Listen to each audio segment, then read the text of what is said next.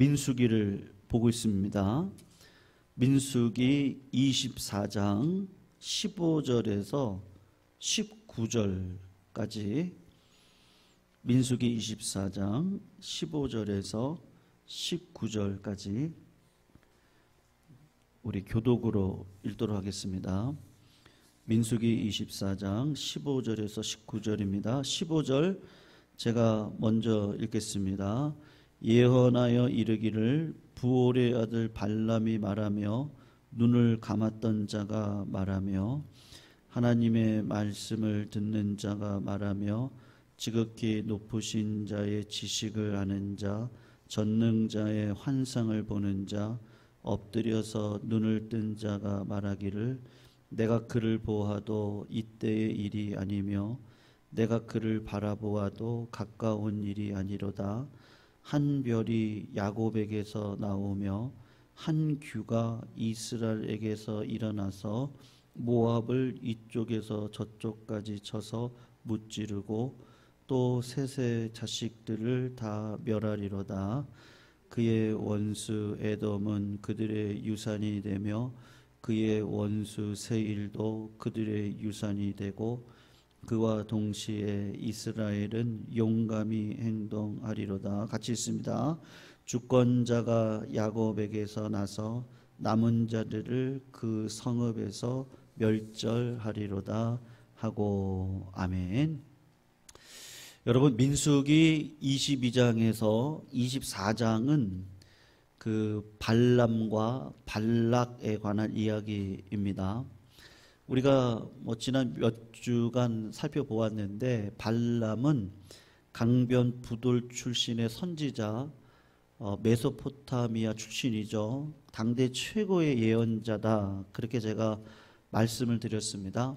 근데 그 사람에게 있는 특징이 있는데 하나님에 관한 지식을 가지고 있음에도 불구하고 거듭나지 못한 영혼이라는 것이죠.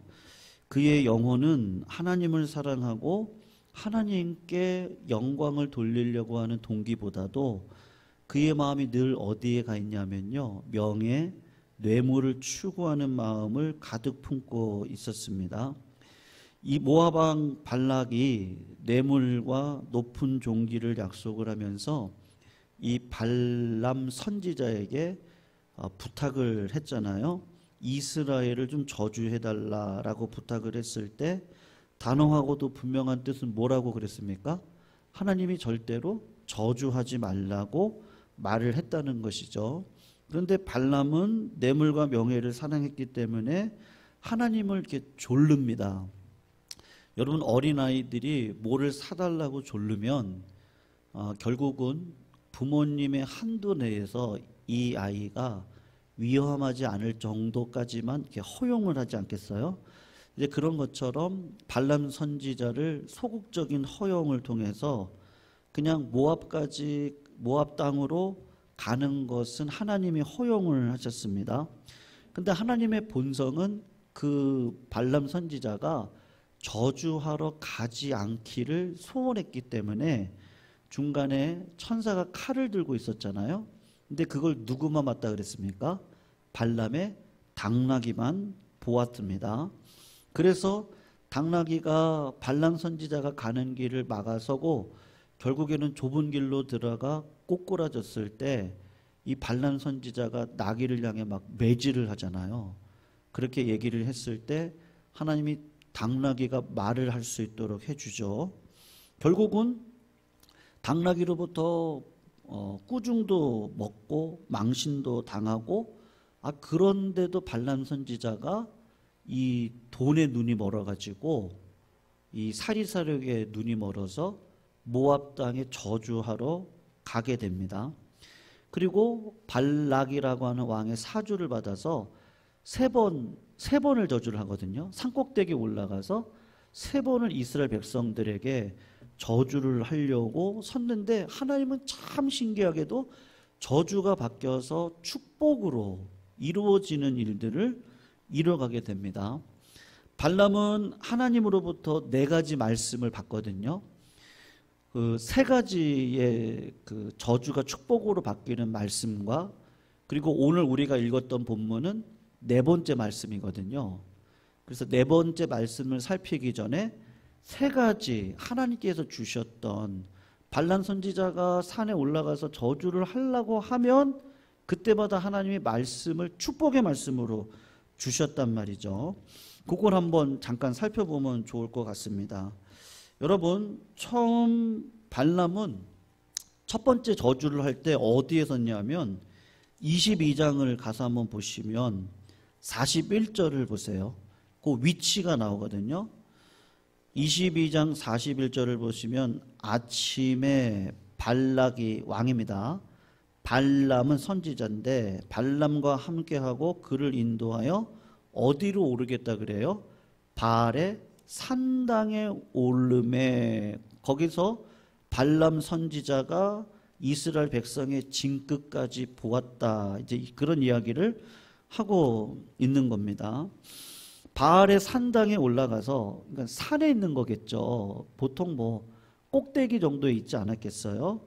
거기 제단에다가 숫송아지 수양 한 마리씩을 번제로 태워서 제사를 드렸습니다.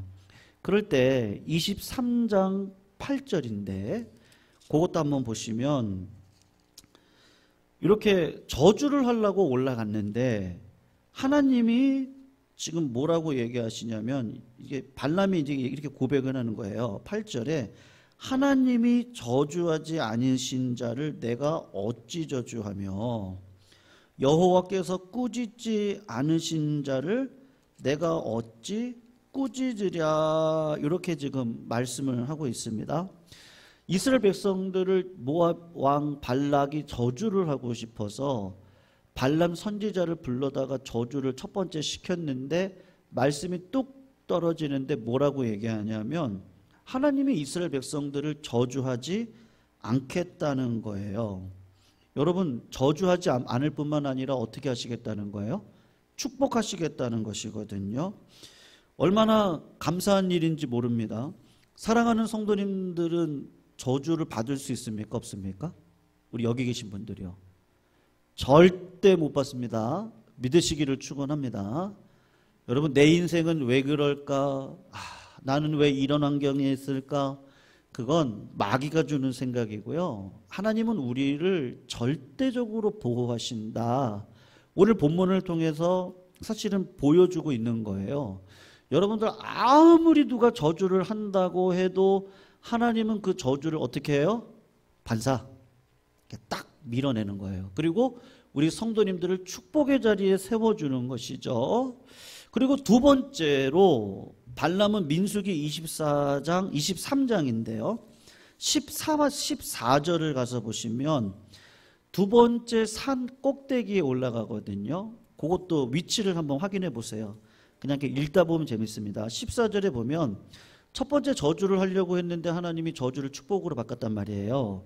근데 14절에 가서 보면 발람왕이 또 부탁을 하니까 어디에 올라가요? 소빔들로 인도하여 비스가 산이거든요. 꼭대기에 이르러 7제단을 쌓고 각 제단에 숫송아지와 순양을 드렸다. 이렇게 이야기를 합니다. 그런데 저주를 하려고 올라갔겠죠. 근데 20절을 보세요. 거기 보시면 발람이 이런 얘기를 또 하는 거예요. 내가 축복할 것을 받았으니 그가 주신 복을 내가 돌이키지 아니하겠다. 돌이킬 수 없다. 그러면서 21절에 보시면 하나님이 이렇게 얘기를 하시는 거예요. 야곱의 허물을 보지 아니하시며 이스라엘의 반역을 보지 아니하시는도다. 여호와 그들의 하나님이 그들과 함께 계시니 왕을 부르는 소리가 그중 가운데 있나이다. 이렇게 이야기를 한단 말이에요.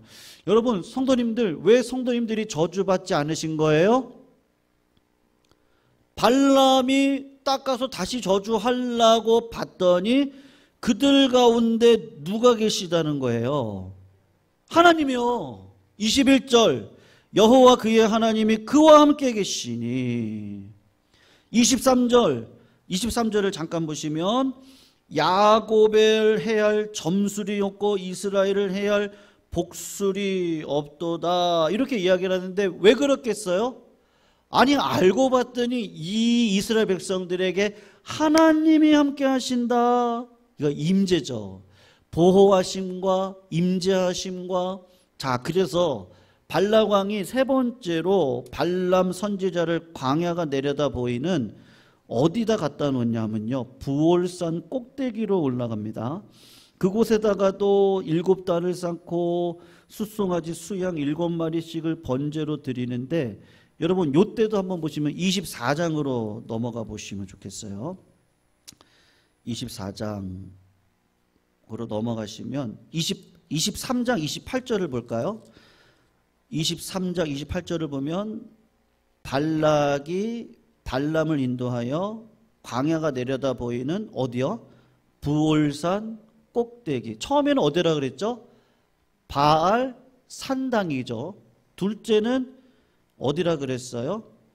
예, 비느하스죠. 비스가죠. 예, 비스가 꼭대기. 그리고 요 번째는 예, 어디요? 부올산 꼭대기에 이르러서 저주를 하려고 예배를 드렸단 말입니다. 근데 24장 8절을 보시면 이런 축복의 말씀으로 바꿔가시는 거예요. 하나님이 24장 8절입니다. 그를 애굽에서 인도하여 내셨으니 그 힘이 들소와 같도다. 그의 적국을 삼키고 그들의 뼈를 꺾으며 화살로 쏘아 꿰뚫리로다. 이렇게 이야기를 하고 있습니다. 함께 하시는 하나님이 어떤 하나님이라는 거예요. 아, 이 사람들을 저주하려고 그랬더니 축복으로 바뀌네. 두 번째가 다시 저주하려고 봤더니 눈이 열렸는데 하나님이 함께 하시네. 그런데 그 하나님이 어떤 하나님이요? 능력의 하나님, 애굽을 인도하신 하나님, 그 힘이 들소와 같은 하나님, 적국을 삼키고 그들의 뼈를 꺾고 화살을 쏘아서 괴를 뚫어버리는 하나님, 그 하나님, 능력의 하나님이 이스라엘 백성들과 함께하고 있으니 발람 선지자가 아무리 저주를 행하려고 해도 하나님이 전부 다 어떻게 바꾸시는 거예요? 다요, 축복으로 자꾸 바꾸시는 거예요. 축복으로요. 하나님의 보호하심, 하나님의 임재, 그 임재하신 하나님의 능력, 이 모든 것들이 우리 가운데 충만하다는 거예요. 사랑하는 성도님들, 제가요 죽을 뻔한 적이 3번 있었거든요. 한 번은 초등학교 때 개울가에 나갔다가 빠져 죽을 뻔했어요. 그럴 때 하나님이 지혜를 주셔가지고 어떻게 빠져나온지 아십니까? 잠수를 해가지고는요 땅 까서 이제 바닥을 이렇게 팍 차고 나오는 거예요. 그래서 또 팍 차고 나와서 조금 더 수영하다가 또 수영을 못하니까 다시 잠수를 해가지고 팍 차고 나오고 팍 차고 나오고. 아, 그러고서는 아이고 살았다. 근데 그때는 몰랐거든요. 근데 하나님이 살려주신 것 같더라고요. 또 한 번은 군을 제대하고 이 군 선배들이죠, 같이. 그날 신기하게도요 제 마음 가운데 가고 싶지가 않은 거예요. 그 군 고참이 그때 그 대우자동차였거든요. 빨간색 에스페로라는 차를 샀어요. 그러고는 그 차를 샀다고 몇 명 군대에 있었던 분들, 이제 여기 서울에 사시는 분들을 같이 가서 우리 동해안 가서 밤에 해보고 오자고, 해 뜨는 거 보고 하자고. 그런데 제가요 가고 싶지가 않은 거예요. 근데 저희 집 앞까지 찾아왔어요. 빨리 내려오라고. 그래서 내려갔죠. 그러고서는 저희 집에서 이제 저 태릉 쪽으로 해가지고 이제 저렇게 해서 이제 강원도로 빠지려고 가는데 육사 앞에서요, 거기서 안전띠 검사를 한 거예요. 제가 뒤에 타고 있었거든요. 뒤에서 제가 안전벨트를 안 해도 되는데 음주 검사하고 안전벨트 검사를 하는 바람에 제가 안전벨트를 뒤에서 맸어요. 그러고서는 1분도 안 돼가지고요, 거기 태릉 푸른 동산이라고 있는데 거기가 이렇게 길이 이렇게 돼요. 근데 그때만 하더라도 태릉 푸른 동산을 쭉 지나가면 배밭이 있었고 배밭에 택시기사 하시는 분들이 이렇게 화투를 치고 뭐 이렇게 하는 장소가 있었나 봐요.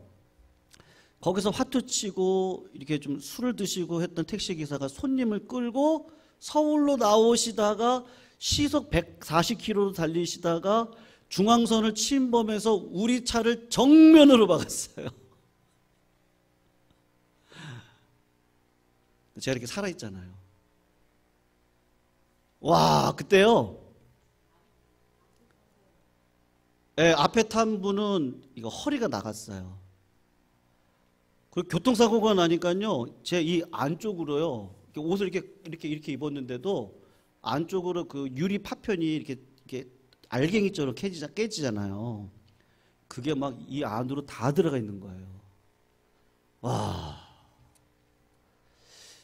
근데 그때 하나님이 이게 불쌍히 여겨주셨구나. 그 마음이 오더라고요. 그 마음이. 왜 그런 마음을 주셨지? 가고 싶지 않은데. 근데 갈 수밖에 없게 된 상황인데, 아니 왜 사고 나기 전에 왜 거기서 안전벨트하고 음주운전 검사를 하냐고요. 거기 하는 데가 아니거든요. 그쪽은.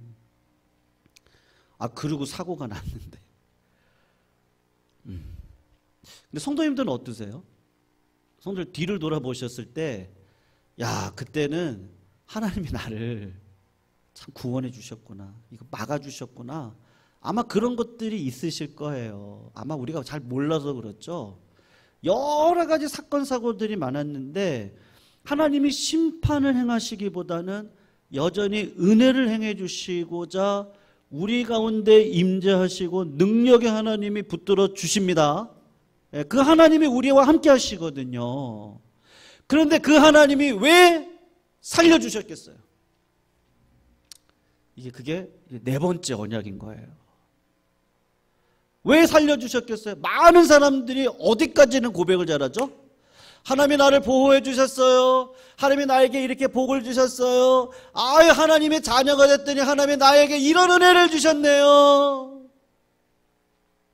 아니 은혜 안 받은 분이 어디 계시냐고요. 다 은혜 가운데 보호 가운데 악인까지도 하나님은 지금도 심판하지 아니하시거든요.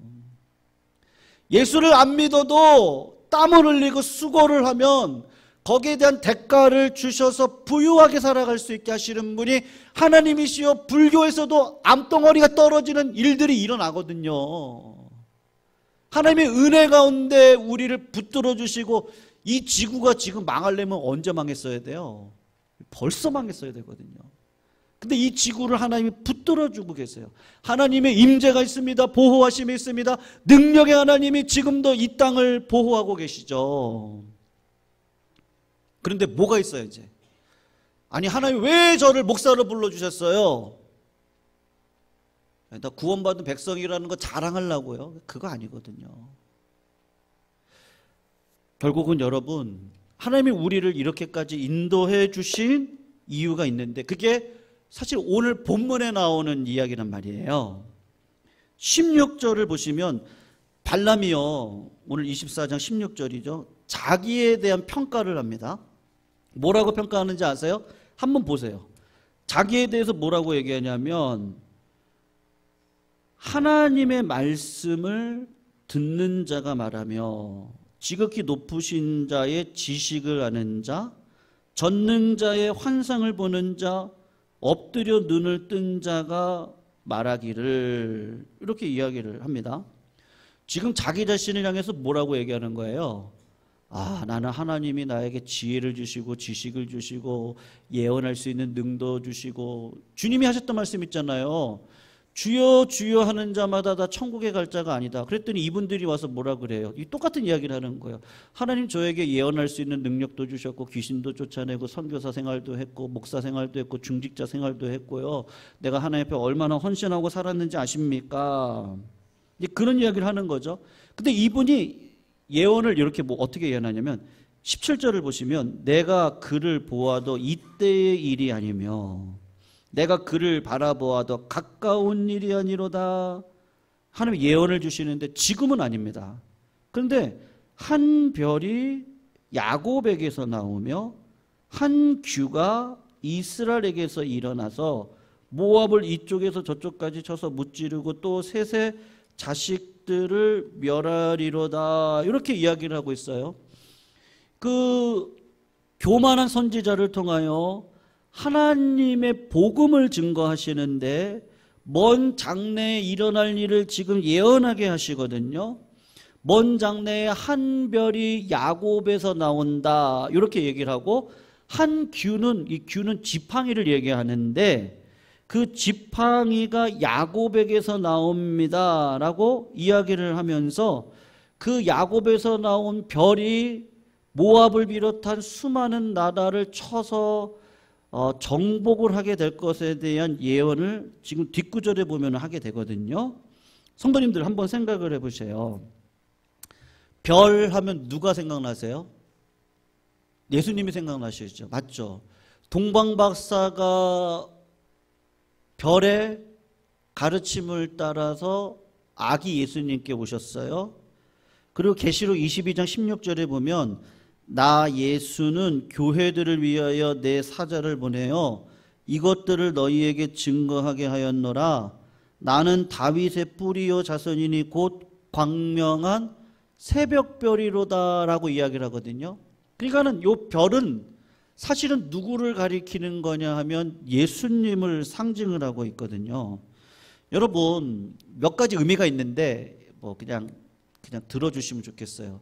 별 그러면 왕권을 의미하거든요. 여러분 군대 가시면은 별 다시는 분들은 다 뭐예요? 장군이잖아요. 그러니까 왕권이죠. 저는 예전에 별 하나 둘 대단한 줄 알았거든요. 물론 대단합니다. 근데요 별 하나 둘 달아도 금방 떨어지더라고요. 네, 그분들이 오래 계시는 게 아니에요. 별 달았다고. 그 세상 왕권은 그렇더라고요. 예전에 되게 아주 뭐 엄청나게 대단한 분처럼 보였는데 그 회사로 따지면 임원하고 똑같은 거예요. 임원의 뜻이 뭔지 알죠? 임시 직원이에요. 그러니까는 뭐 전무, 상무, 뭐 사장 갔다가 마지막에 뭐 시켜요? 별 달아줘요. 임원 달아줘요. 뭐 하라는 얘기예요? 이제 나갈 준비하시라는 얘기예요. 세상은 그래요. 별이라는 게. 그런데 여기 별은요 영원한 별이거든요. 왕권이 영원한 건데 이게 예수님이다 그 얘기를 하고 있는 거예요. 그리고 별은 빛이 납니다. 다니엘서 12장 3절에 보면 지혜 있는 자는 궁창의 빛과 같이 빛날 것이고 많은 사람들을 옳은 대로 돌아오게 한 자는 별과 같이 영원히 빛날 것이다.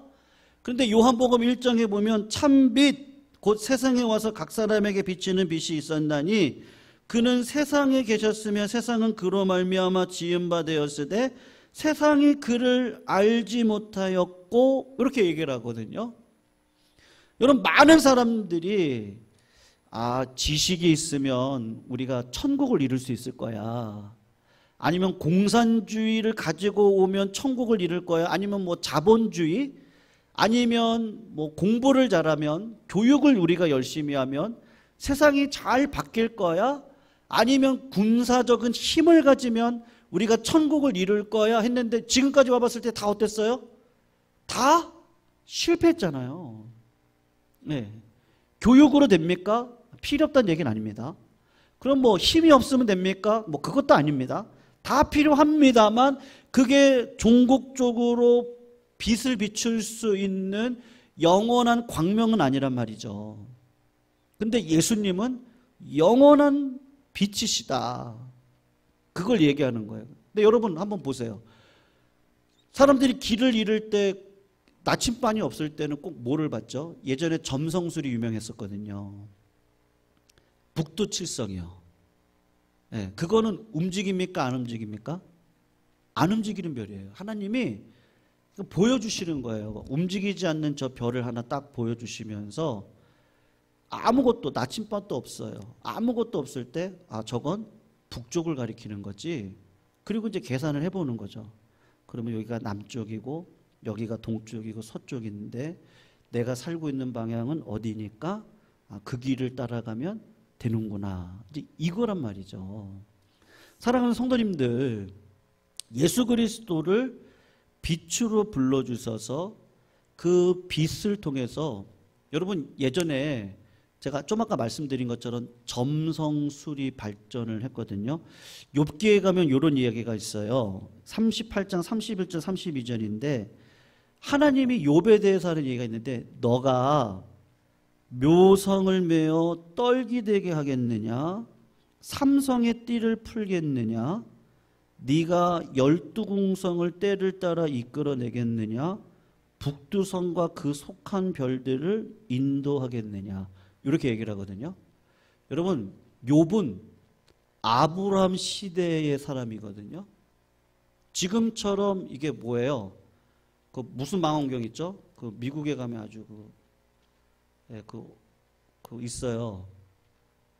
그 아주 저 멀리까지도 봅니다. 지금 여러분 화성에서 찍은 사진이 있어요. 인터넷에 한번 보세요. 인간이 쏘아 올린 그 로켓이 화성까지 가서요, 거기에다가 그 착륙선을 떨어뜨려 가지고 사진을 찍은 게 있거든요. 인간이 지금 거기까지 갔어요. 지금이요. 그런데 아브라함 시대 때 하나님이 욥을 통해서 뭐라고 얘기하셨냐면 묘성을 얘기했거든요. 그리고 삼성을 얘기해요. 여기 이 욥기 38장에 보면 묘성은요, 이렇게 눈으로 보면요, 별이 이렇게 7개로 보이는 별인데 이게 묘성이라 그래요. 네. 근데 지금에 와서 밝혀졌는데 망원경으로 보면 그 별이 100개가 모여있는 별이었더란 말이죠. 근데 이미 욥기서에서 뭐라고 얘기하고 있냐면 하나님이 그렇게 얘기하는 거예요. 묘성을 메어서 떨기가 되게 하겠느냐. 인간의 눈으로 보면 7개밖에 없는 별이거든요. 근데 하나님이 이때 욥한테 뭐라고 얘기했냐면 떨기나무처럼 100개가 모여있는 별이야, 저 묘성은. 그 이야기를 아브람 시대 때 지금 한 거예요. 그리고 삼성의 띠를 풀겠느냐. 여러분, 묘성은 7개 별은요, 언제 발견한지 아세요? 시기적으로 봄, 여름, 가을, 겨울이요. 묘성이 눈에 딱 보일 때는요, 이 지구가 돌잖아요. 자전을 하잖아요. 묘성이 딱 보이면 이제 봄이 오는구나. 이게 지구가 이렇게 자전을 하면서 봄 시기가 되면 그 별이 자전하면서 그때 그 별이 딱 보이는 거예요. 그리고 삼성의 띠가 보이거든요. 삼성이 딱 보일 때는 그때는 이제 겨울이 오는구나. 하나님이 그런 지혜를 요 아브람 시대 때 욥을 통해서 주셨단 말이죠. 뭐예요? 여러분, 점성술이 상당히 중요하거든요, 사실은요. 물론 이게 이제 성경하고 배치되는 부분도 있습니다만 하나님이 지혜를 주셔서 세상 만사를 이렇게 쭉 보게 하시면서 세상이 어떻게 돌아가는지를 인간이 미리 예측하고 준비할 수 있도록 해주는데 이게 별을 따라 뒤에 이어지는 거예요. 근데 저 별은 그림자죠, 다. 맞습니까? 저 별은 다 그림자예요. 사실은 누구를 상징하는 거였어요? 다 예수님을 상징하는 거란 말이에요. 그러니까 오늘 이 발람 선지자를 통해서 이스라엘 백성들을 저주하라고 했을 때 하나님께서 자꾸 첫 번째도 저주를 축복으로 바꿔요. 두 번째도 저주를 축복으로 바꿔요. 세 번째도 저주를 축복으로 바꿔요. 다 은혜 받고 살아요. 여러분, 은혜 안 받는 사람은 아무도 없습니다. 우리가 신앙 안에 깊게 들어가서 보면 다 은혜구나. 네. 처음에는 나만 사랑받았다 생각했거든요. 그리고 그래, 우리 가문이 믿음의 가문이지. 근데 알고 보니 다 은혜구나. 하나님이 이렇게 큰 죄악 가운데서도 이 세상을 무너뜨리지 않고 지금도 붙들어 주시고, 여러분 예수 믿지 않아도 세상 복은 다 받을 수 있어요. 믿으세요? 근데 예수 믿으면 무슨 복이 있어요? 예수가 나의 삶에 영향력을 미쳐서요. 죽어도 어디 가요? 천국 가죠. 예수 안 믿으면 죽어 지옥 가죠. 예수 안 믿으면요, 살아서도 지옥과 같은 삶을 살아가죠. 아무리 돈이 많으면 뭐예요? 하나님 그거 마음대로 못하게 하신다니까요. 허무하게 만든다니까요. 아무리 건강하면 뭐예요? 어차피 또 외로운 삶을 살아가야 되거든요. 근데 예수 믿으면요, 그 모든 물질이 하나님 나라 위에 쓰임받고, 모든 건강이 하나님 나라 위에 쓰임받고, 가난조차도 하나님 앞에 쓰임받고, 나의 무능력감도 하나님 앞에 쓰임받을 수 있는 하늘의 은사와 기쁨과 능력을 저희들에게 허락해 주시거든요. 근데 그게 누구로부터 나와요? 예수께로부터 나오죠. 여러분, 그래서 오늘 본문이 하고 싶은 이야기가 뭐냐? 왜 은혜를 받고 왜 하나님께서 주시는 축복을 누리면서 이 땅을 살아갈 때 우리에게 요구하시는 게 뭐겠어요? 그 예수님. 우리의 기준은 누구예요? 예수님. 예수님이 하셨던 말씀은 뭐예요? 나를 따라오려거든 자기를 부인하고 십자가를 지고 나를 따라야 할 것이니라. 예수 믿지 않는 분들은 뭐라 그러죠? 주일날 뭐하러 교회 가냐 그래요. 네. 근데 우리는요, 주일날 말씀 듣고 말씀 따라 삶을 살아갈 때 하나님은 요한복음 3장 16절이요. 하나님이 세상을 이처럼 사랑하사 독생자를 주셨으니 이는 저를 믿는 자마다 멸망치 않고 영생을 얻게 하려 하심이니라. 어느 순간 하나님이 나와 함께 하시는구나. 네. 성도님들 그런 마음 안 드세요? 저는 그런 마음이 많이 들거든요. 하나님이 계시는 곳이 어디지? 지금 하나님이 나한테 뭘 하라고 하는 거지? 그게 더 중요해요. 언제부턴가 그게 더 중요하더라고요. 그러니까 내 생각, 내 계획은 난 이미 죽었어요. 그리고 하나님의 그 별을 바라보면서 하나님이 함께 하시는 곳에 있으면 나는 복받은 자잖아요. 맞죠? 성도 믿으시죠? 예. 요셉에게 주신 복이 뭐예요? 하나님이 함께 하셨더니 그가 형통하였더라. 근데 총리가 되고 난 다음엔 그런 말이 안 나와요.